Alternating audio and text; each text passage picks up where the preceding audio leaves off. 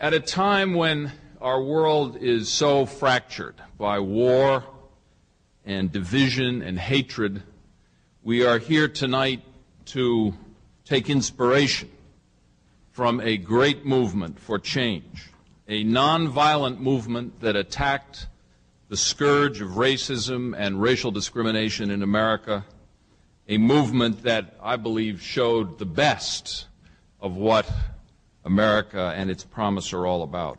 40 years ago this August, the March on Washington brought the civil rights movement into the White House, into the Kennedy White House, to the attention of millions of Americans watching on television who heard Martin Luther King deliver his famous "I Have a Dream" speech, and certainly to people all over the world. There were many voices that day, but none was more powerful than that of a 23-year-old chairman of the Student Nonviolent Coordinating Committee, John Lewis. As John stood on the steps of the Lincoln Memorial, his voice electrified the crowd and his message came from the heart.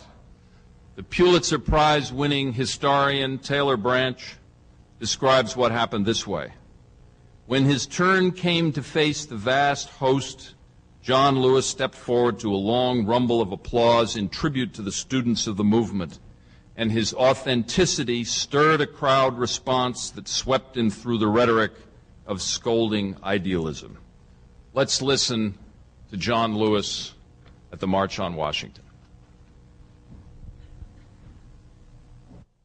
I have the pleasure to present to this great audience young John Lewis, National Chairman, Student Nonviolent Coordinating Committee. Brother John Lewis.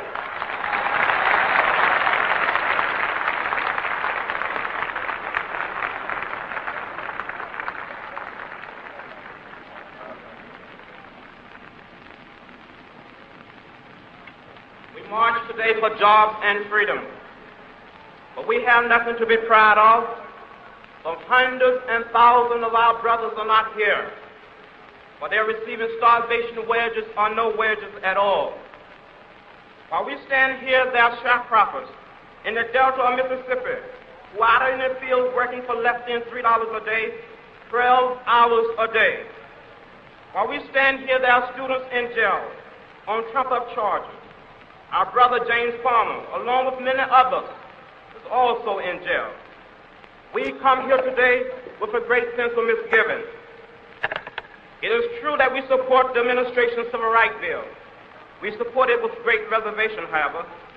Unless Title III is put in this bill, there's nothing to protect the young children and old women who must face police dogs and fire hoses in the South while they engage in peaceful demonstrations.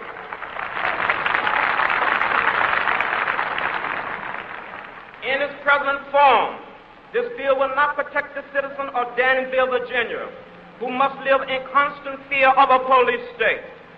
It will not protect the hundreds and thousands of people who have been arrested upon Trump charges. What about the 3 young men, Smithfield Secretary in Americus, Georgia, who face the death penalty for engaging in peaceful protest? As it stands now, the voting section of this bill will not help the thousands of white people who want to vote. It will not help the citizens of Mississippi, of Alabama, and Georgia, who are qualified to vote but lack a 6th grade education. One man, one vote is the African cry. It is ours too. It must be ours.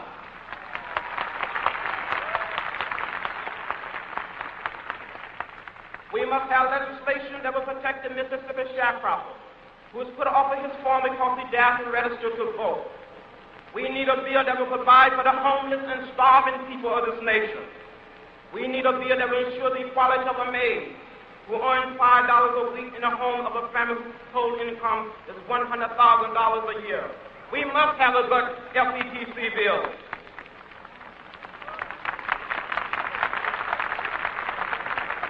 My friends, let us not forget that we are involved in a serious social revolution. By and large, American politics is dominated by politicians who build their career on immoral compromise and ally themselves with open form of political, economic, and social exploitation. There are exceptions, of course. We salute those. But what political leader can stand up and say, my party is a party of principle? But the party of Kennedy is also the party of Eastland.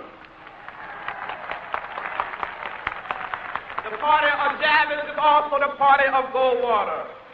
Where is our party? Where is the political party that will make it unnecessary to march on Washington? Where is the political party that will make it unnecessary to march in the streets of Birmingham? Where is the political party that will protect the citizens of Albany, Georgia? Do you know that in Albany, Georgia, 9 of our leaders have been indicted, not by the Dixiecrats, but by the federal government for peaceful protest?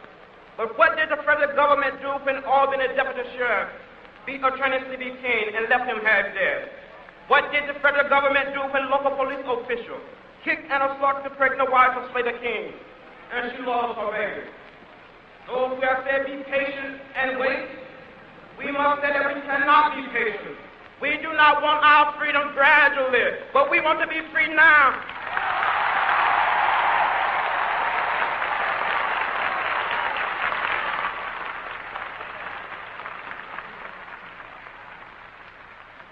We are tired. We are tired of being beaten by policemen. We are tired of seeing our people locked up in jail over and over again. And then you holler, be patient. How long can we be patient? We want our freedom, and we want it now.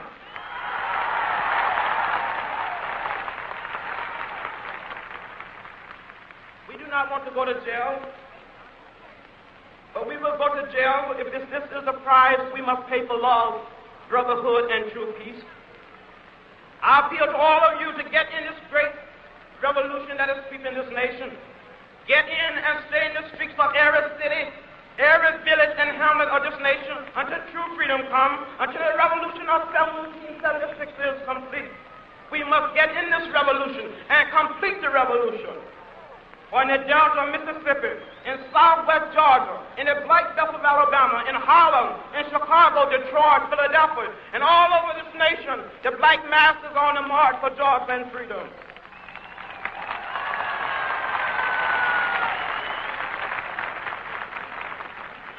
They're talking about slow down and stop. We will not stop. All of the forces of Eastland, Barnett, Wallace, and Thurman will not stop this revolution.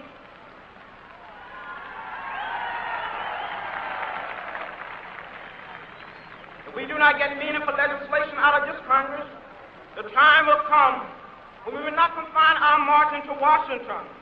We will march through the South, through the streets of Jackson, through the streets of Danville, through the streets of Cambridge, through the streets of Birmingham.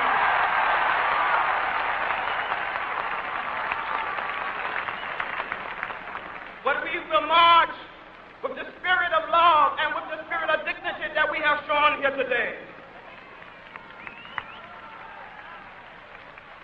By the forces of our demand, our determination, and our numbers, we shall splinter the segregated South into 1,000 pieces and put them together in the image of God and democracy. We must say, wake up, America, wake up, for we cannot stop, and we will not and cannot be patient.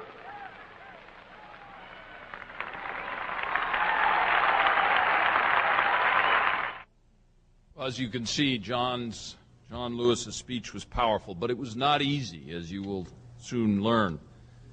As he has written in his own award-winning autobiography, Walking with the Wind, which perhaps many of you have read, he said, "I felt defiance in every direction against the entrenched segregation of the South, against the neglect of the federal government, and against the conservative concerns of the establishment factions, black and white alike, that were trying to steer the movement with their own interests. But by the time I reached my closing words, I felt lifted both by a feeling of righteous indignation and by the heartfelt response of the hundreds of thousands of men, women, and children before me." John Lewis and the Civil Rights Movement persuaded President Kennedy to address the great moral crisis that the March on Washington dramatized. After many meetings over many months with the White House, President Kennedy announced that he was sending a strengthened civil rights bill to the Congress. And on June 11th, in the first televised address by a president on a civil rights issue. He said, "We face a moral crisis as a country and as a people. It cannot be met by repressive police action. It cannot be left to increase demonstrations in the streets. It cannot be quieted by token moves or talk. It is time to act in the Congress, in your state and local legislative bodies, and above all, in our daily lives." Well, more than ever today, and that's what our forum is all about today, the world needs the kind of leadership that we saw in that great movement for civil rights 40 years ago. And I believe that in one man we still have it, fortunately, at a time when the rights revolution is in jeopardy, when equality too often is sacrificed to economics, when justice too often is forced to take a back seat to security. John Lewis remains at the forefront of the struggle for civil rights and human rights. And for that reason, we were very proud here at the Kennedy Library in 2001 to honor him as the only American ever to have received a John F. Kennedy Profile and Courage Award for lifetime achievement. And tonight, of course, we're proud to have him back here to help us serve the dream and meet the moral challenge of our time. For more than 40 years, John has been a beacon of freedom. He has marched, as we know. He has created many aspects of the civil rights movement. He was severely beaten as one of the early freedom riders. He helped organize the voter registration drives in Mississippi in 1964. He helped lead the famous marches from Selma to Montgomery that were attacked by Alabama state troopers and that led to the Voting Rights Act of 1965. And throughout his work in the movement, despite many beatings and arrests, he remained and remains to this day deeply and morally committed to the strategy of nonviolence. He has served for more than 4 decades in his relentless march on Washington, serving first in the Atlanta City Council, then in the Carter administration, and then elected to the Congress in 1986, where he has risen to high leadership positions in the House of Representatives, and he now chairs the Congressional Black Caucus. He is an inspiration not only to those continuing the struggle to advance the cause of human rights, but also to other political leaders. The National Journal has said, and I don't know any other member of Congress about whom they've said it, John Lewis has had such momentous experiences before coming to Washington that other members of Congress want to learn from them. We wish they could learn better from them today. We're also fortunate to have as our moderator this evening a distinguished member of the Harvard Law School faculty, my friend Randy Kennedy. At Harvard, Randy teaches courses on the regulation of race relations, contracts, and criminal law. He served as a law clerk for Supreme Court Justice Thurgood Marshall, who, before coming to the court, was one of the giants of the civil rights movement and one of the main architects of its legal strategy in the courts. Randy is the author of widely praised books and many articles, and he received the 1998 Robert F. Kennedy Award for his book, Race, Crime, and the Law. So please join me in welcoming John Lewis and Randy Kennedy to the Kennedy Library.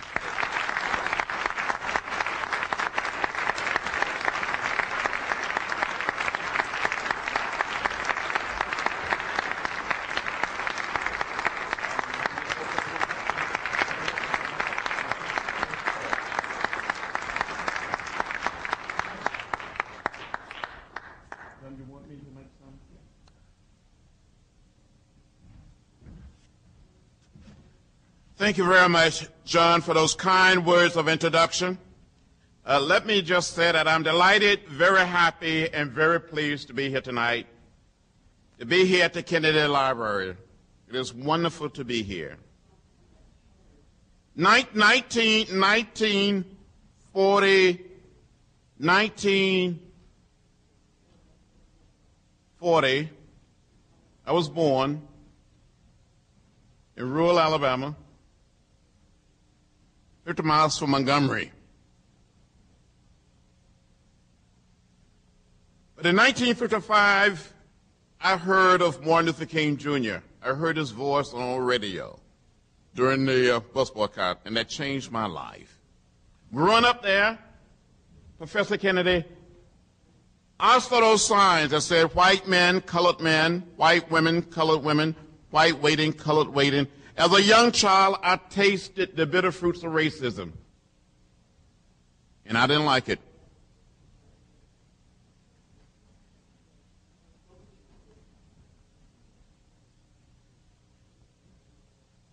When I went away to school, I came under the influence of Jim Lawson. Met Diane Nash, who you had here earlier, and hundreds of other students who believed in the philosophy and the discipline of nonviolence. I got involved in the sit-ins, the freedom rides, and later elected chair of the Student Nonviolent Coordinating Committee, better known as SNCC. All across the South, hundreds and thousands of people have been arrested, have been jailed, have been beaten.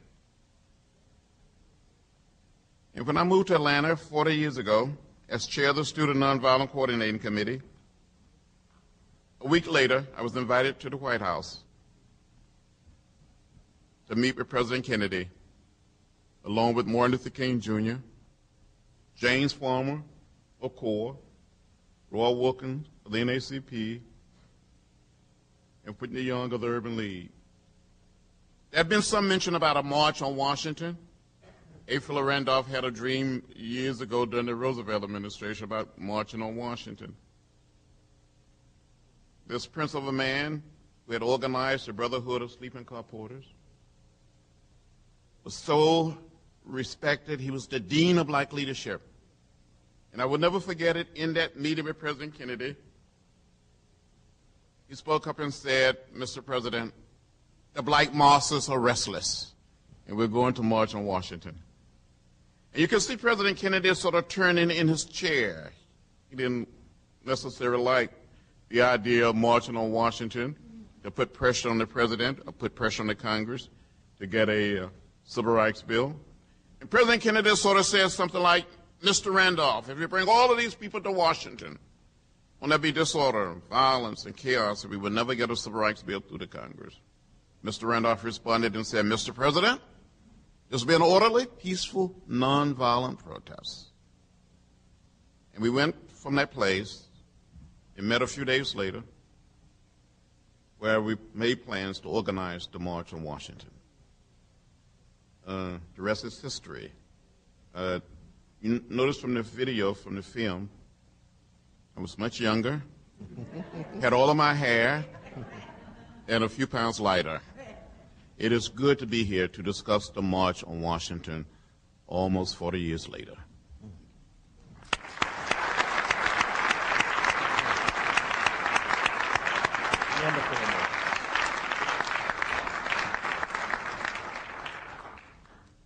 Thank you very much for those remarks. The way we plan to proceed is to have a conversation up here for a while, and then we're going to open up the forum to your questions and comments. We saw a speech that you delivered when you were 23 years old. 23. First question, looking at that speech now, are you happy with it? Well, I must say that I don't necessarily like the way I sounded. The content of the speech, I was pretty satisfied with the content of the speech. Very much satisfied with it, as a matter of fact. You must keep in mind that I was speaking out of a situation because the Student Nonviolent Coordinating Committee and those young people that I was working with, we have been working in the heart of the Deep South, in the Black Belt of Alabama, in the Delta of Mississippi, in Southwest Georgia. And many of our people that we were working with were fresh from the jails of the South. And I tried to express their sense of concern and a sense of righteous indignation about the temporal change.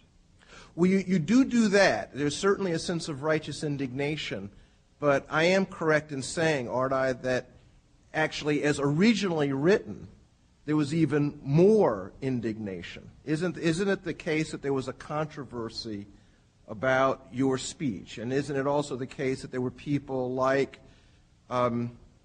Philip Randolph who really leaned on you to moderate your speech somewhat? Could you tell us a little bit about that? Well, Professor, you've been a good professor.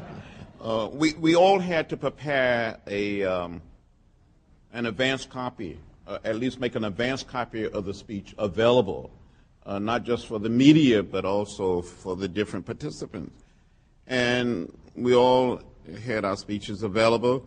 And the night before the March on Washington, a note was put on my door, a handwritten note by Rustin, who was the deputy director of the March on Washington, saying, come downstairs to a meeting. There's a problem with your speech. So in the beginning of the speech, I said something like, in good conscience, we could not support the proposed bill. It was too little and it was too late. Mm-hmm. It didn't go far enough. There were some people in the administration who considered if you had a sixth grade education, you should be considered literate and you should be able to register to vote. Those of us in the Student Nonviolent Coordinating Committee took the position that the only qualification for being able to register to vote in America should be that of age and residence. While I was working on the speech, I had been reading a copy of the New York Times, and I saw in the New York Times pictures of women in South Africa carrying signs saying, one man, one vote. So in my March on Washington speech, the text said, one man, one vote is the African cry. It is ours too, it must be ours. Mm-hmm. And then further down in the speech, I talked about, I used the word revolution. We're now involved in a serious revolution. The black masses are restless. I heard A. Philip Randolph use the phrase, black masses. You know how he spoke? The black masses. And so I kept that in there, and I kept revolution in there. And there were people who were concerned about the use of the word revolution and the use of the phrase black masses, and also wanted me to say that we supported the administration's civil rights bill. The original idea of the March on Washington was not to support a particular piece of legislation. It was civil rights, a march for jobs and freedom. So some people tried to make the march, a protest in support of a particular piece of legislation. But, you know, I got sort of carried away with this help of some of my colleagues in the Student Nonviolent Coordinating Committee, and we started using some rhetoric and some words. Near the end of the speech, I said something like, if we do not see meaningful progress here today, the day may come when we will not confine our marching on Washington, but we may be forced to march to the South the way Sherman did, nonviolently. And some people thought that was a little too much. And they asked that we delete those words, that we change those words. The Archbishop of Washington, who was scheduled to get an invocation, has said that he would refuse to pray or bless the March on Washington if I didn't make those changes. So we made those changes that night. But then the next day, there were still some people concerned about the word revolution or masses. And so we met behind Mr. Lincoln there while the march was underway. The music was going on, people were speaking, and Mr. Randolph and Martin Luther King Jr., Roy Wilkins, and others, with some of my staff people from the Student Nonviolent Coordinating Committee, we all conferred, and someone asked me to delete the word revolution, to delete the word masses, or the phrase black masses. And Mr. Randolph spoke up in his baritone voice and said, there's nothing wrong with the use of the word revolution. There's nothing wrong with the phrase black masses. I use it myself sometime. So, but Mr. Randolph and Dr. King wanted to be sure that I had deleted the reference to Sherman. Mr. Randolph said at one point, John, we come this far together, let's stay together. And he was such a wonderful man. I've always said that if he was born in another time, in another place, maybe had been of another race, maybe he would have been prime minister, president, a king. You couldn't say no to A. Philip Randolph. Mm-hmm. Your description of your speech, you clearly, that has stuck with you because I have the speech, and you just cited it virtually verbatim. There is one line that I'd like to press you on, and that this is in your original speech, but not in what in the speech that you actually gave. I want to know which side is the federal government on. It was a clear challenge to the Kennedy administration. And I have to tell you, in my household, I'm from the Deep South too. My people are from Columbia, South Carolina. My father was intensely critical of John F. Kennedy, the president. His view was that John F. Kennedy got to be president because of the votes of African Americans in a very close election. John F. Kennedy had said that he would do certain things during his election campaign, and in my father's view, he took a long time to deliver, too long, and he didn't deliver on some things that he said he was going to deliver on. So in my household, John F. Kennedy was viewed with just intense criticism. I grew up with the idea of John F. Kennedy really having not delivered. Now, I know there were people that were comrades of yours in SNCC who had the same view, who had the view that the federal government was not sufficiently, for instance, protecting you and people like you. What's your view now of John F. Kennedy and the Kennedy administration? Burke Marshall, John Doerr, the rest. What's your view now, looking back? Well, let me just go back just a moment. I think the election of John F. Kennedy ushered in a period of hope and great expectation. We really believed with the election of Kennedy, things were going to change. The fact that he made the telephone call, that he intervened when Dr. King was in jail a few days before the election to inquire about the condition of Martin Luther King Jr. During the campaign, John F. Kennedy had said over and over again, with a stroke of a pen, what he would do. And people became very concerned that he was going to use a pen to end segregation in federal sponsored housing. And they was just waiting for him. And some people wanted to start a campaign to send him a pen. Maybe they say he can't find a pen. Yep. Let's send him some pen. Yeah. And so there was some concern. But then the Freedom Riots came in May of 1961, during the early days of the administration. And President Kennedy, along with his brother Robert Kennedy, was very concerned about not angering the white South, the Democrats in the South, no doubt. But he was forced to federalize the Alabama National Guards, put the city of Montgomery under martial law, call out the U.S. Marshals to try to protect us during the Freedom Rides. So we kept demanding that the government do more, the Department of Justice, that the president do more. In my own case, I could be very, very critical, but I had a tremendous amount of admiration for President Kennedy. But I didn't interfere with my ability to criticize and say that we must continue to apply the pressure on President Kennedy. You've had a wonderful career. You were at the center of these dramatic events, and because of your place, you got to interact with some pretty remarkable people. Let me mention a couple of these people, and I'd be interested in your free associations. You got to meet John F. Kennedy. When I say John F. Kennedy, President John F. Kennedy, free associate. What do you think? What do you think about? Well, he was a very charming human being. I can remember so well the day of the March on Washington. That day, but President Kennedy was concerned. Not just the federal government was concerned. The Washington establishment, they didn't know what was going to happen. They were telling people, be careful, told all the folks to stay home. They didn't tell them in that manner, but encouraged people to stay home, stay off the streets. And outside of Washington, they had the National Guards on standby. They closed all of the liquor stores. They wanted the people to get in and out before sundown. They were concerned about the speakers all working. At one point, Bob Rustin was so concerned, and I probably shouldn't say it here, he was so concerned about latrine, about toilets.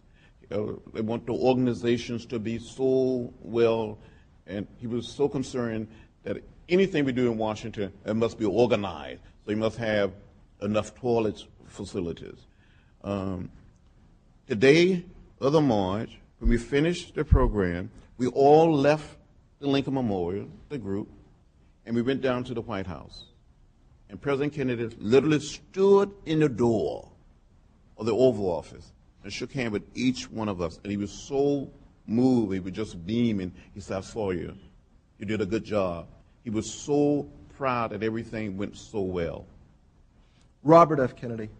Robert Kennedy was a wonderful human being. I got to know him. I remember being in a meeting with him before the March on Washington. To be exact, it was July the 22nd, 1963. It was a meeting in his office at the Department of Justice in response to a crisis in Cambridge, Maryland. We had a local group there called the Cambridge Nonviolent Group, and there had been a series of demonstrations and some outbreak of violence. So he brought us all in with the mayor, representatives of the governor's office, the head of the National Guards, to negotiate. And Robert Kennedy said something like to me on the side, said, "John, I now understand. The young people have educated me." I saw this man grow and develop.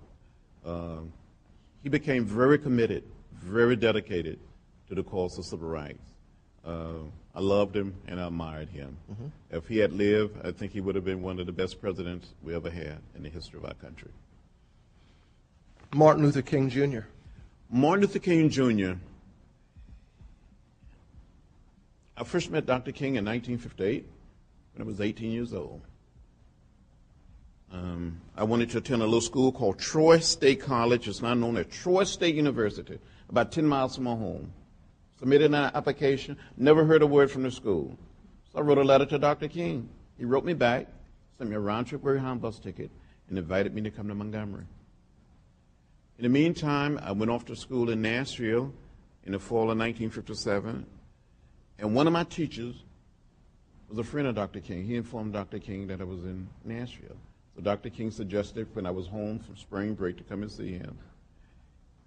In March of 1958, on a Saturday morning, my father drove me to the Greyhound bus station. I boarded the bus, traveled the 50 miles from Troy to Montgomery, arrived in Montgomery, a young lawyer. I'd never seen a lawyer before, black or white.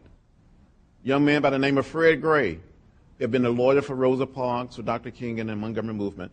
Picked me up at the bus station, drove me to the First Baptist Church, pastored by the Reverend Ralph Abernathy, and ushered me into the pastor's study. I saw Martin Luther King Jr. and Ralph Abernathy standing behind the desk. I was so scared. I didn't know what I was going to say to Dr. King. And Dr. King said, "Are you the boy from Troy? Or are you John Lewis?" And I spoke up and said, "Dr. King, I am John Robert Lewis." They gave me a whole name. And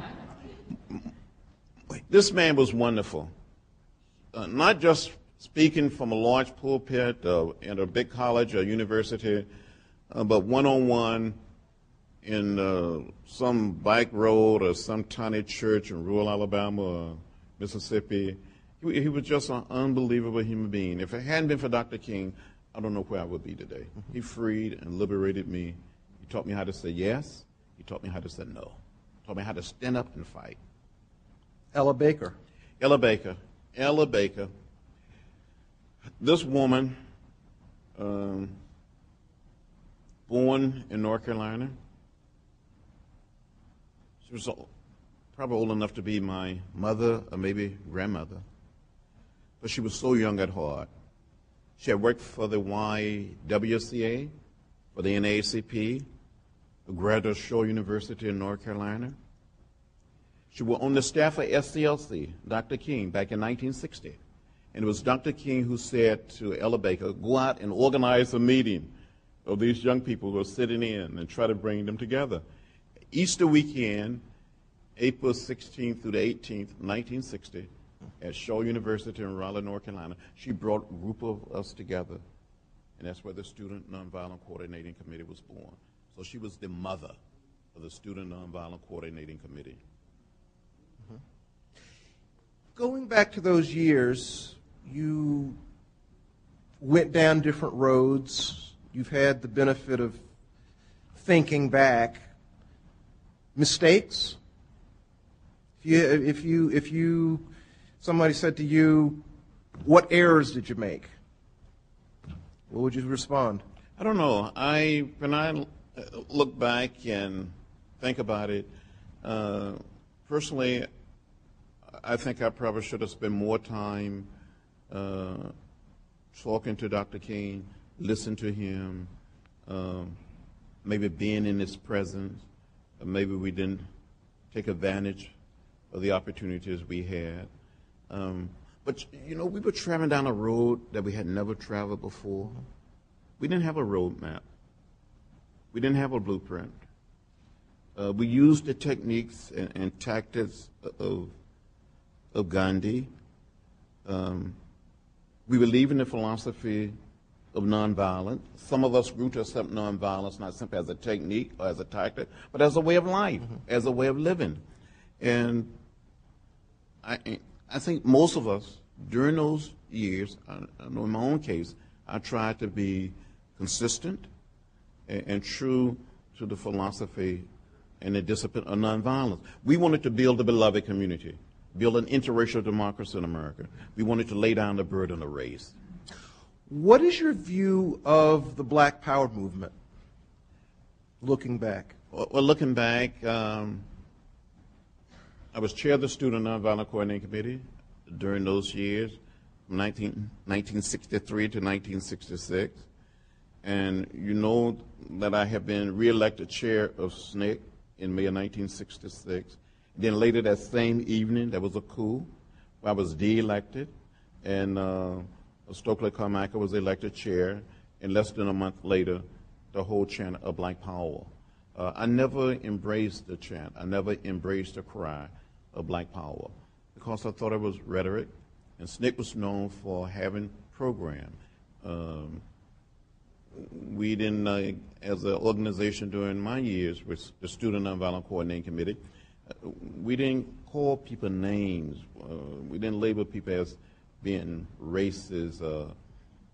We didn't chant a necessary slogan like Black Power. SNCC was an interracial organization. We wanted to bring people together. We wanted to be reconciled. We didn't want to separate and create division. Mm-hmm. Let's be more forward-looking. It's been several decades since you were the 23-year-old who spoke at the Lincoln Memorial. How would you characterize, for purposes of racial politics, for purposes of the racial situation in the United States, how would you characterize the decade separating us from that time in 1963? Is it a story that you would put the emphasis on progress, or is it a story where you would put the emphasis on disappointment? Oh, I would put the emphasis on progress. Since 1963, 40 years ago, we have come a distance. Mm-hmm. We have made a lot of progress, and I hear people, some not so young and some very young, saying nothing's changed, but I feel like saying sometimes, come and walk in my shoes. Mm-hmm.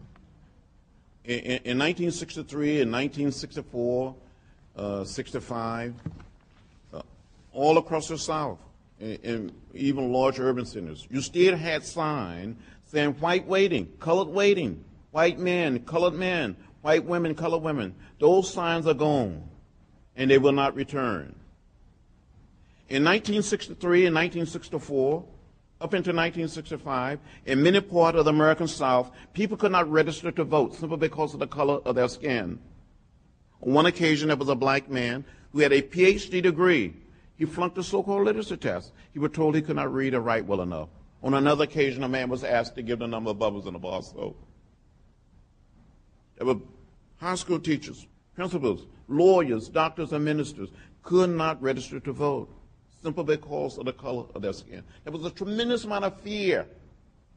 That fear is gone.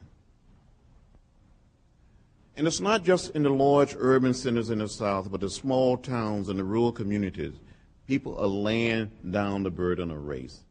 And today in the American South, I think there's a greater sense of hope, there's a greater sense of optimism, perhaps than any other part of America today, because the civil rights movement, under the leadership of Martin Luther King Jr., had a profound effect on the very psyche of the South, black and whites alike. And we are different people. We are better people. It's not to say that we arrived at the beloved community, that we have created the promised land. We're not there yet, but we're on our way. I'd like to invite other people to join in this discussion. I've got a lot of more questions to ask, but I would suppose that some of you might have some questions as well. There are microphones that are set up here. We'd like to get as many people in on this as possible, so try to be succinct with your questions or comments, but you have one of the great Americans in front of you, so take your opportunity to ask a question. Yes, sir. Hello. Thanks for being here, Congressman. I was born here in Boston after most of these events that are associated with civil rights, and didn't really get to understand the impact of segregation until I went to college in the South. And I was wondering what you would suggest for people my age or younger, specifically the generation being born now, to teach them how prevalent it was, and just like you said, people don't realize the progress. How do you make it so kids don't forget? What I would suggest to you, and especially people much younger, of our children and our grandchildren, is to get people to read the literature, to watch the film, Eyes on the Prize, a great series, but also maybe rather than taking your children on a vacation to some other part of the world or some other part of the country, come south and see the country, see the American South. Come and visit Atlanta, visit the King Historic Site, the birthplace of Dr. King, and visit the museum there, the visitor center that is operated by the National Park Service. You can learn so much there. Then travel to Tuskegee and visit the Carver Museum, the school that Booker T. Washington started. And then from there, it's a short distance to Montgomery, Dr. King's old church, a small church, less than 2 blocks from the state capitol. Visit the Civil Rights Memorial. Go to the site where Rosa Parks was arrested. There's a Rosa Parks Museum there now. And when you go into that museum, there's a bus there, and the way they have it depicted, you feel like you're on the bus with Rosa Parks.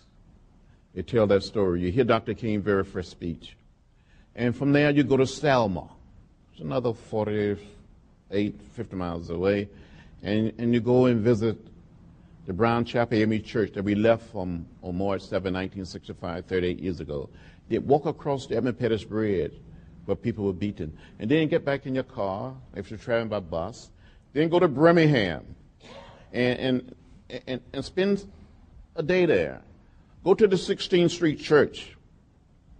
It was bombed on September 15, 1963, 18 days after the March on Washington. When we left Washington on August the 28th, there was so much hope, so much optimism. Then 18 days later was the bombing of this church where 4 little girls was killed. Then leave the church, walk through the park where Bull Connor used dogs and fire hoses, and they have all type of sculpted pieces depicting the fire hoses and the dogs. And then walk through the Civil Rights Museum there. And if you still have more time, go to Jackson, Mississippi,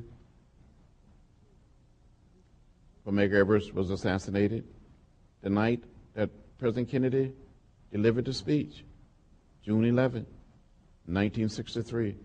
And from there, go to Memphis to the Civil Rights Museum, or go to Little Rock to the Central High School Museum there. Let me just take one moment. There's a group of students, I was telling John about it earlier.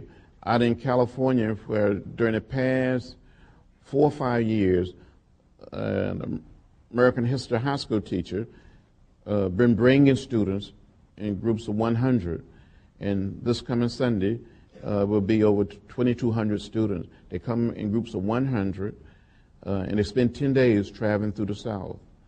I would encourage people to do something like this, to learn, to face history, to feel it, to touch it, and talk to many of the living participants. Thanks. Thank you. Yes. Yes. I remember and embrace the philosophy of nonviolent resistance. I'm curious, at that same time, there were writings by people like Frantz Fanon, The Wretched of the Earth, and people wanting to know how much do you resist and how much of your resistance has to be passive and nonviolent, and that nonviolence sometimes was perceived as being inactive, non-active, and that from that time forward, people have been more inclined toward violent acting out? Well, you have many young people, and people not so young, are reading Fanon. But for me, and for so many of my colleagues during those years, the philosophy of nonviolence was one of those immutable principles. That you come to that point where you accept nonviolence as a way of life, as a way of living. That you said means and ends are inseparable. If you're striving to create the beloved community, the good society, if this is the end, if this is the goal, then the way must be one of love, one of nonviolence, one of peace. That's why I said today that war is obsolete as a tool, as an instrument of our foreign policy. That somehow somebody must come along and say, as human beings, we must evolve to a much higher level, where we lay down the instruments and the tools of violence instead of war, conflict, and violence no more. Yes, sir. Good evening, Congressman Lewis. April is Fair Housing Month. Can you comment about the timing of the passage of the act in relationship with the assassination of Dr. King? Yes. The Fair Housing Act of 1968 was passed, in a sense, as a memorial to Martin Luther King, Jr. I think that's the only way that I can say it, really. Dr. King was assassinated on April 4th, 1968, buried on April 9th, and a few days later, either in between, the Fair Housing Act was passed. Yes. To my way of thinking, the civil rights movement of the 60s set the stage for the women's movement and the Chicanos in the Southwest. And there were many other groups that felt depressed in this nation during those years. Another one of those was the Indigenous Peoples Movement, the American Indian Movement. And I'm concerned that there is an individual named Leonard Peltier who stood up with his people and was scapegoated.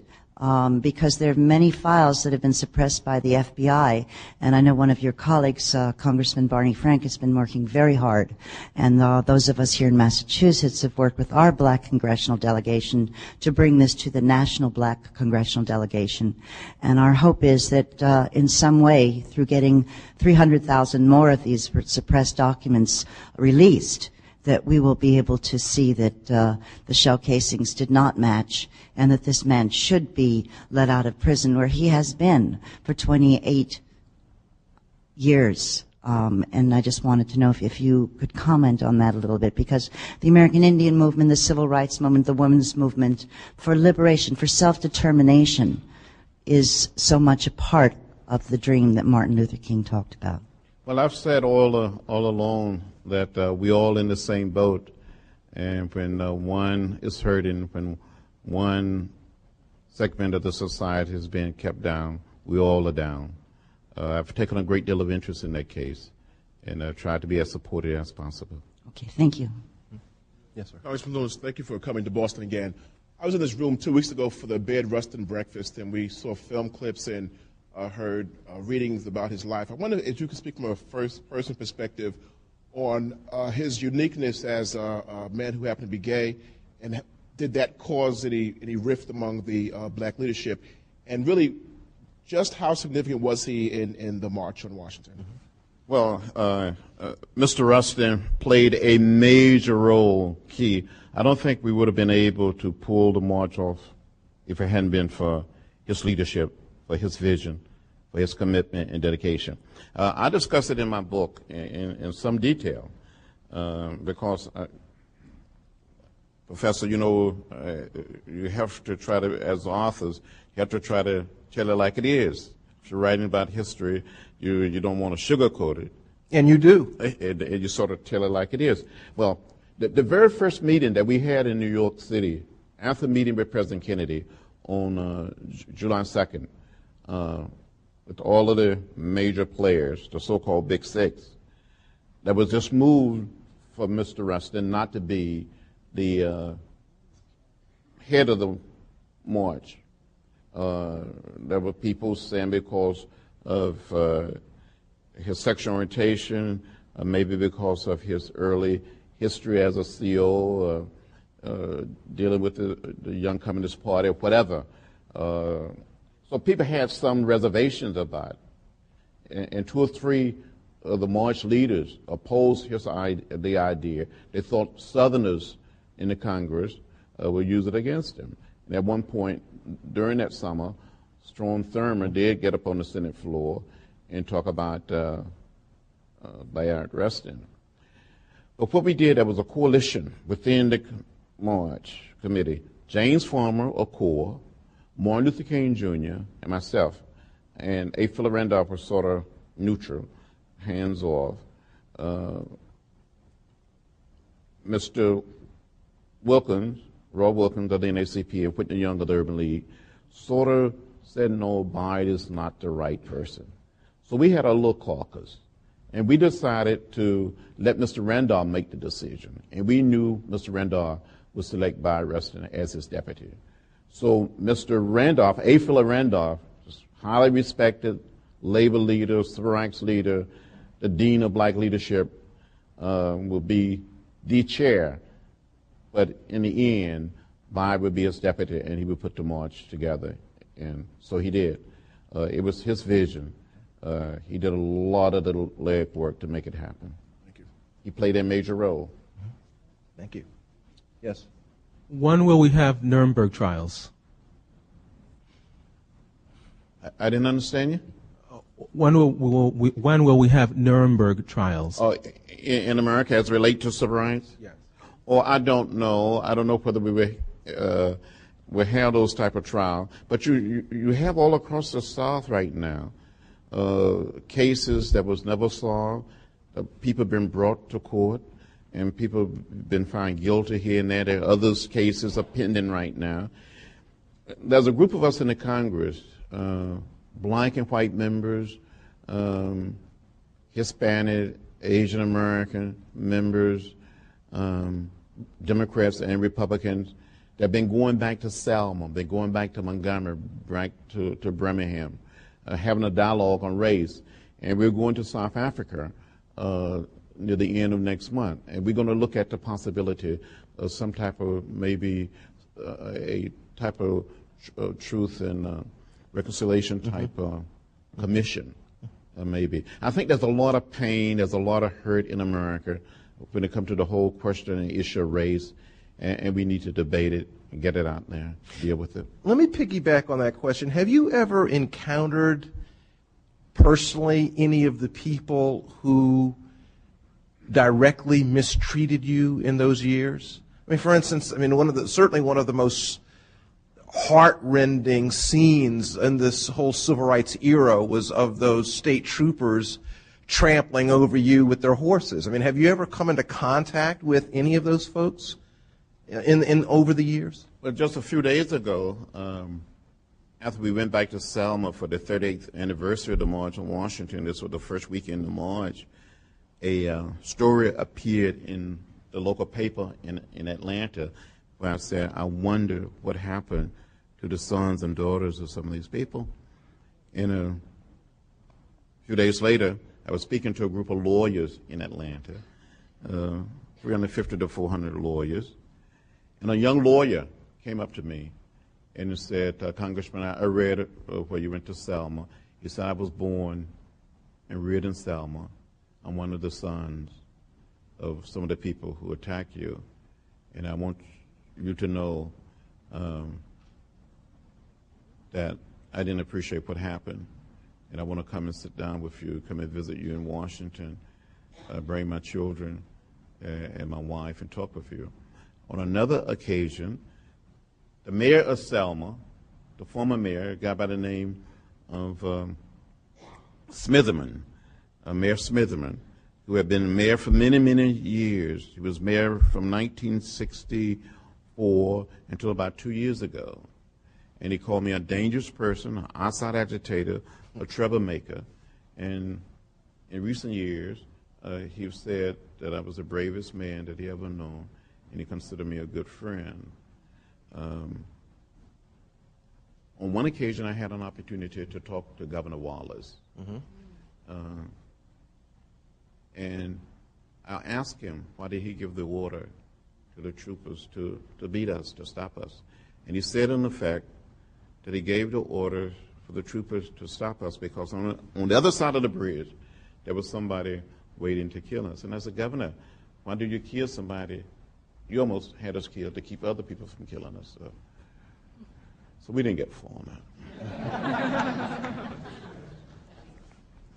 Good evening, Congressman Lewis. I wanted to let you know I was one of the students back in California that Mr. Steinberg took down to the Deep South, and we got a chance to visit you there in Georgia. And my question was, what do you think is the difference between Robert Kennedy and JFK that you, in your opinion? Well, so you were part of the group that came down? Yeah, the Sojourn trip with Mr. Steinberg. Oh, wonderful. Good to see you. Thanks. Good to see you. And so now you're a student? No, I'm looking at colleges here in Boston. Oh, wonderful. Well, good to see you again. Thanks. Wonderful. Well, President Kennedy he was the president of the United States. Robert Kennedy, his brother, was the Attorney General. If President Kennedy had lived, he was assassinated before the end of 1963. If he had lived, I think he would have grown and became much more committed to the cause of civil rights. But we would never know. That's my feeling. That's my gut feeling. Robert Kennedy saw what was happening close up. He had to deal with, he had John Doe in the Department of Justice, Brett Marshall, the Assistant Attorney General for Civil Rights. And he had all these lawyers working all across the South. And one of his personal aides, President Kennedy and Robert Kennedy, and a close friend, John Singlethaler, was there to represent the president, to represent Robert Kennedy during the Freedom Ride. And he was beaten, knocked in the head, left unconscious. So I think he felt that. He saw what was happening. And for President Kennedy to come along in 1963 and say the question is a moral issue, that was the first time I think a president of the United States has said that, to speak to the nation. And Robert Kennedy made trips to the South, speaking about civil rights, dealing with the governor of Alabama, a guy by the name of John Patterson, who was just mean and vicious. But they didn't back up. We're talking about the March on Washington, but also 40 years ago, George Wallace stood in the door at the University of Alabama, June of 1963, trying to defy a court order. And it was President Kennedy with the Attorney General, Robert Kennedy, and others saying, we're going to carry out this order. And they were prepared to carry out that order. Speaking of lawyers, let me mention two others and get, again, your free associations. One is Thurgood Marshall. Another is Jack Greenberg. I take it that you had interactions with them. What are your memories about those two? I remember Thurgood Marshall and Jack Greenberg very, very well. When I was a student in Nashville in 1960 and 61, Thurgood Marshall would come to town to speak at civil rights rallies. But I didn't get to really know him until after the Freedom Rides in June of 1961, after we were all out of jail in Mississippi. There was a conference at Fisk University, and I was on a panel with Thurgood Marshall. And Thurgood Marshall was arguing, he was saying in effect that we were crazy. He said, we were crazy, we don't need to get arrested again. Why keep going on to Mississippi? You're going to get killed. You know, you're crazy to keep doing it, John. We can get one case and take it to the United States Supreme Court. And we took the position that we had to have a mass movement. Couldn't be just a few lawyers, but it had to involve the community. And so that was my first sort of real encounter with him. But he was a wonderful, very colorful lawyer. And you would hear people saying things like, Thurgood Marshall is coming to town. And people knew something was about to happen. At least we felt that something was going to happen. Thurgood Marshall was going to come to town. Jack Greenberg, who succeeded Thurgood Marshall as head of the Legal Defense Fund, when we were working with the court in Montgomery in 1965 to get the order from Judge Johnson, Jack Greenberg and Fred Gray and other lawyers literally helped us draw up the plan in order for us to march from Selma to Montgomery. These were men who was not just brave, but they helped bring about what I call a nonviolent revolution under the rule of law. Mentioning Greenberg, let me press you a little bit, because in those times, and actually closer to our own time, the question of whites in the black movement for freedom has, from time to time, caused controversy. There have been people, for instance, there were people who, I know, were sore at Jack Greenberg. Here he was, the head of the NAACP Legal Defense Fund. Within your organization, Student Nonviolent Coordinating Committee, one of the reasons why you were de-elected or diselected or whatever, ousted, had to do with your unwillingness to go along with the complete ousting of whites from the movement. What do you, this issue percolates up from time to time. What do you think about it now? Well, I've always taken the position that if people believe in the cause of civil rights and the cause of social justice and the cause of fairness, and were prepared to subscribe to the philosophy and to the discipline of nonviolence, and prepared to put their bodies on the line to get what I call in the way. And there was hundreds and thousands of white people who were prepared to put themselves in the way. In Nashville during the sit-ins, on the Freedom Ride, whites were beaten and jailed just like blacks. My seatmate, when we left Birmingham to go into Montgomery in May of 1961, was a young white student. We were beaten together. We almost died together. And then I often think that the three civil rights workers in Mississippi during the summer of 1964, two whites and one black, Thurgood Marshall wanted Jack Greenberg to succeed him as the head of the Legal Defense Fund. When you need help, when you need support, you don't ask whether it's black help or white help. You want help. And I think many of us in the movement became like a family. In SNCC, we used to say we're a circle of trust, a band of brothers and sisters. So it's not a band of black brothers and sisters, but brothers and sisters regardless of race. In SNCC, it was not, it was white, black, Asian American, and Hispanic. Yes. Congressman Lewis, I just want to say that I'm very happy to be here tonight. I'm in a training program called Green Corps, and I'm joined by 20 coworkers, and we're all pursuing organizing careers in the environmental, social, and change field. I think I speak for all of them when I say we're very very happy you came. My question stems from an article that I read in the Chicago Tribune a couple of months ago, and it was written by the Metro columnist. She said that large demonstrations and marches aren't an effective tool for social change anymore.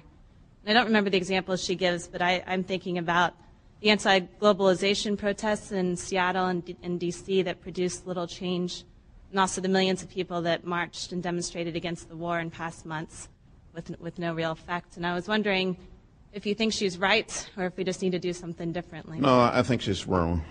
I think she's very wrong.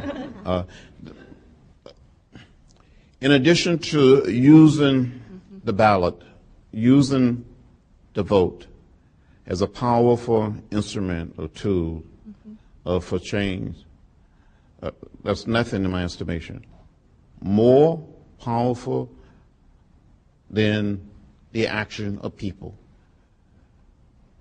Sometimes, as I said before, you have to get in the way. You have to push and pull. And when people are marching or protesting, whether it's 50 in one town, 1,000 in another, or 400,000 or 500,000, you happen to create what I call pockets of power. Robert Kennedy talked about ripples. Call it what you may. In Washington, there may be some people in power, or maybe some people in other positions pretend like, well, it doesn't matter. But people sometimes vote not with the ballot, but they vote with their feet. And I still think that is a powerful way to demonstrate whether you like something or whether you dislike something, whether you approve of something or disapprove of it. Thank you. Yes, hello. Hello. It's so nice to have you here, Mr. Lewis. It's very exciting to have this eyewitness to history 40 years ago. My question is this. As you probably know, reparations were paid to Asian Americans following their internment during World War II. And I know from time to time that issue has come forward that reparations should be paid to African Americans whose civil rights were abused over centuries, really. What is your view of that? Well, in the Congress, I spoke for reparation for Japanese Americans, and I supported it because I believe it was the right thing to do. I stood with one of my colleagues, Norman Natter of California, and Bob Matsui of California. I think what happened must never, ever happen again. And we have to send a message. I think in the Congress, someplace in America, and maybe when we come back in the majority and John Conyers become the head of the House Judiciary Committee, maybe that piece of legislation would come before the Congress and we can have that debate. Whether we prevail or not, I think we must have that debate. I think it's important. I'm not so sure whether this Congress or any Congress in years to come will ever make a cash payment to a group of African Americans. But maybe it will come to pass that resources will be made available for education, for health care, for African American Museum on the mall, for something. But it's a debate that I support, and I will continue to support it. Thank you. Congressman Lewis, thank you for being here this evening. I just have a question. I'm interested in your views on the University of Michigan affirmative action case before the Supreme Court. Well, I support it, and I signed one of the briefs. Like I believe every member of the Congressional Black Caucus, I went out in front of the Supreme Court on Tuesday, April 1st. I spoke and rallied the students and young people. It was one of the most moving, one of the most encouraging signs that I've seen in a long, long time, to see hundreds and thousands of young people from all across America literally getting out there, standing up for affirmative action. I think it's still needed as long as people are kept out or kept back because of their race, their gender, or whatever. We need to affirm the participation, to affirm the inclusion of people. And I think the Bush administration is wrong, dead wrong on this issue.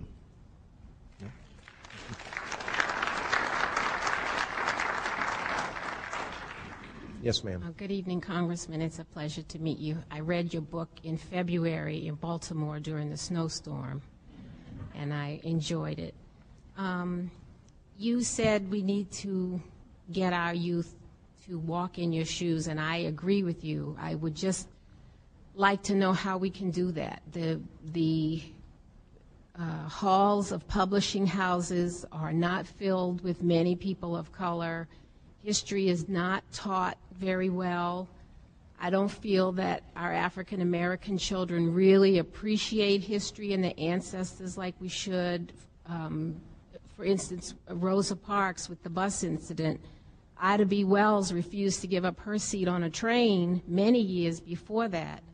And I told my 10-year-old grandson that, and he was totally dumbfounded. And what can we do to get our young people to walk in your shoes and to understand that the movement, the civil rights movement, was a culmination of many years of struggles? I think that's the part that the young people they just don't get.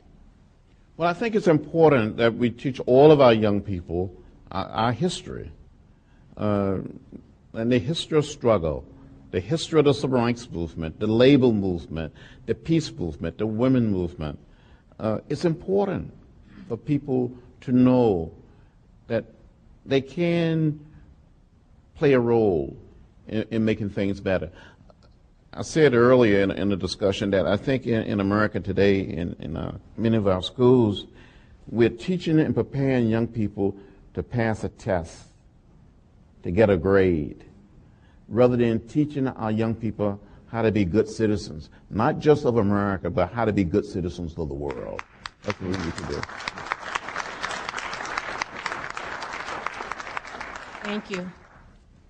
Yes. Good evening, Congressman Lewis. Earlier you were talking about JFK and Martin Luther King. My question is, what is your opinion on Malcolm X?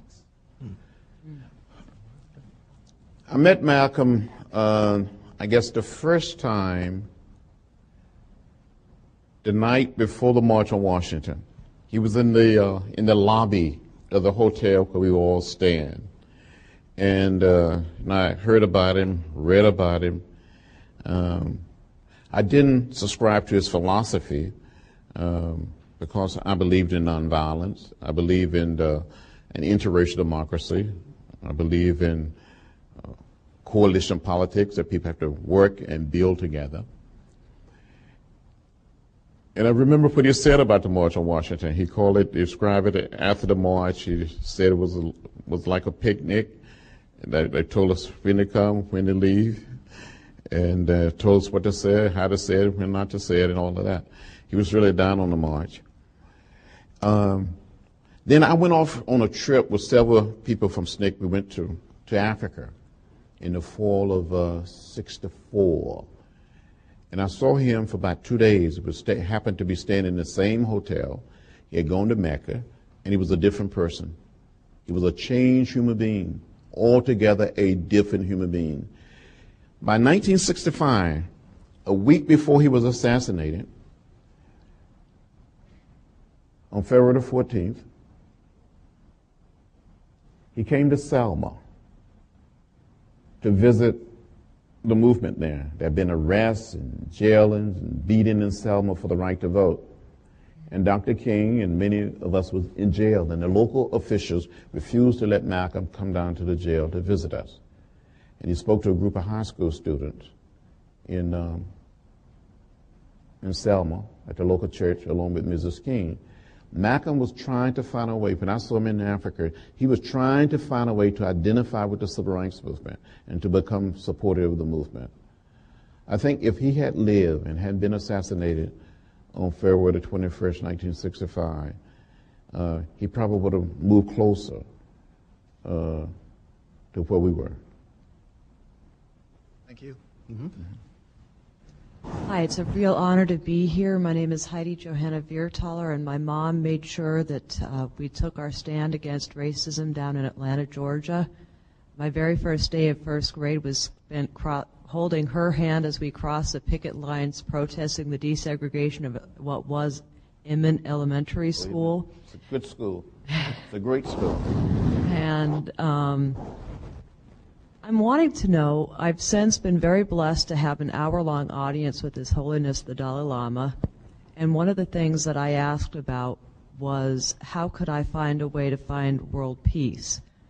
And one of the things that I'd like to know from you, from your perspective, is what's being done within the black community. One thing that and the response, before I ask that, the thing that he told me was that the world religions need to learn to work together with one another and not to have holy jihad against each other in the similar way that you were saying about laying down your swords and shields. And I want to know what's being done today to try to find a way to, from your perspective in Congress and in the general public, to bring people together and not be so us versus them, and especially with what's happened with Rosa Parks with the recent NAACP awards. And how can we help bring that kind of unity together?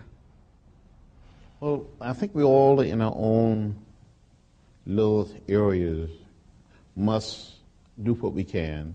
And then within our organizations, our institutions, we must continue to work for peace. Peace in our own neighborhoods, our own communities, but peace also around the world. We need to talk to each other, not to be afraid to engage in dialogue, whether it's the question of race, the question of the environment, and not to be afraid to talk about love. I know it's sort of strange for elected officials and for politicians to talk about love, but we need to teach our children that love is a better way. It is better to love than to hate. But I like to see, and I think one of my colleagues has already introduced the legislation, to create a Department of Peace. And maybe we can spend some time working toward peace. We have a Department of Defense, have a Department of State, and I thought state was supposed to be like mediation and negotiation and all of that, but apparently it hasn't been working that well in recent years. But I introduced a little piece of legislation, and I've been introducing it for several years now, and one day I think maybe we'll get a hearing on it, is to, in the Ways and Means Committee, something called a Peace Tax Fund. We all continue to, and I know tomorrow is tax day, and we all will continue to pay our taxes, but those of us who would like to see our taxes not used for bombs and missiles and guns will be able to put it in a fund to be used for humanitarian reasons, or causes, really. Somehow we got to move in that direction. Thank you very much. Yes. Hi, Congressman Lewis. I was just curious as to how you and your colleagues felt about the Civil Rights Act of 1964 at the time, if you felt it had gone far enough, and how satisfied you were with it. Well, I saw the Civil Rights Act, and I think most of my colleagues, as a significant step, as a major step down a very, very long road. We were very happy to see that act pass and see President Johnson sign it into law. But, you know, just a year later, we had to come back and get the Voting Rights Act of 1965. So it's been steps. The 57 Civil Rights Act, the 64 and 65, and the Fair Housing Act in 68. So we made these steps. There's still a distance for us to continue to go. So it's not a reason because you don't get all that you want at one time. You just don't throw in a towel and give up. You see this as a down payment, as an installment for the next step. I said to young people all the time, I said the struggle is not a struggle that lasts for one day or 1 week or 1 month or 1 year. It's a struggle of a lifetime. But you do what you can. Thank you. I was stirred by the excerpts of your speech and said to myself as I listened to it, so much of it is still here, and so much of what you talked about hasn't changed in terms of the economic conditions of the black masses in our country, and not just black masses, but all kinds of working people. The state of our prisons. I don't want to leave today without getting a chance to hear some more of your passion about what conditions exist today and looking forward, what you think are the major issues that we ought to be addressing forward. Well, one of the issues, and I said to someone earlier, the whole question of health care. I happen to believe that health care is a right, is a fundamental human right.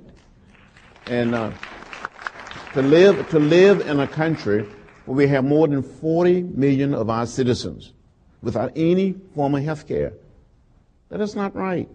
That's not fair. That is not just. In the state of Georgia, we had an area in Georgia going toward South Georgia called the stroke belt. CDC, stroke, S-T-R-O-K, am I spelling it right? Mm-hmm. Stroke belt. A very large percentage of people, more than any other part of America, tend to have stroke, and they die from stroke. Why? Is there something in the food? Is there something in the water? Mm-hmm. Is there something in the air? So if it's not environmental, what is it? And I say over and over again, we have a right to know what is in the food we eat, what is in the air we breathe, what is in the water we drink. It's all health related. And that we can go over and take over another nation, we can, and what we're proposing in this $80 billion supplementary passed the, I guess on Saturday, the conference report, that we're going to go over and we're going to rebuild all of the schools in Iraq. And we're going to give everybody health care. Maybe some of that should start here at home, right here. Maybe. I would love for this to go on, but we're running short on time. We have one last question. Yes, ma'am. This is not a question, it's just a comment, and I'm thanking you for continuing to walk the walk and talk the talk about being a living legacy from the civil rights era. I am also a product of the civil rights era. I was in METCO, original 200 children that first started the first busing program here in the country. Before METCO, there was Operation Exodus, which bused children in this city from the black neighborhoods to the white schools downtown. And I'm just thanking you for doing that and to keep going on. And as far as there's two questions that were just asked, one was asked about the black churches. 21st Century Black Massachusetts Seminar Conference was just held here this past weekend. And it's run by State Senator Diane Wilkerson, which I'm also a volunteer aide for. As of being a result of being a METCO student who walked the walk and blazed the trail for all the students that are going through the same thing now. I am a product of Newton's public school system and Harvard University. So I think that it was well worth it. And I'm urging you to say a prayer for us on Wednesday because we're going to lobby again for money. And those of you here in the room, if you could join us at the state this coming Wednesday, be great. And any other questions you have about the black community as far as the health care and what the Ministerial Alliance is doing. And this gentleman asked about the penal system. I have the answers. So if you want to see me later or you want to contact Senator Wilkerson's office, we can arrange that. Okay. Thank you very much. Before we leave, there are two notes of thanks I'd like to give. First is to the good congressman here. It's been a real. Many people have said this coming up, and it's true. I'm sure that it has really been a privilege to be part of a forum with one of the great Americans in the history of this nation. So we've all been benefited by your presence, by your words, by your wisdom. And secondly, I'd like to give a note of thanks to the folks who put on this forum.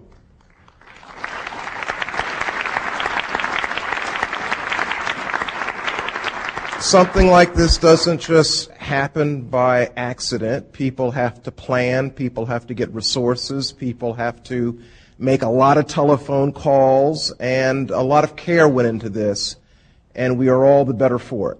So thank you very much. Thank you, sir.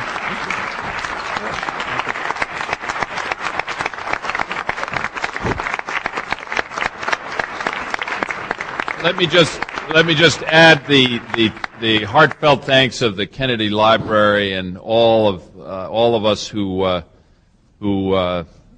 dreamed of this day, and thank you so much for being here with us today, John Lewis, and thank you, Randy Kennedy, for your expert guidance throughout in terms of this forum. I also want to just comment or note that John Lewis's book, Walking with the Wind, is available at our bookstore, and John, I think you might be willing to sign a few copies after this forum if people were interested. Thank you very much for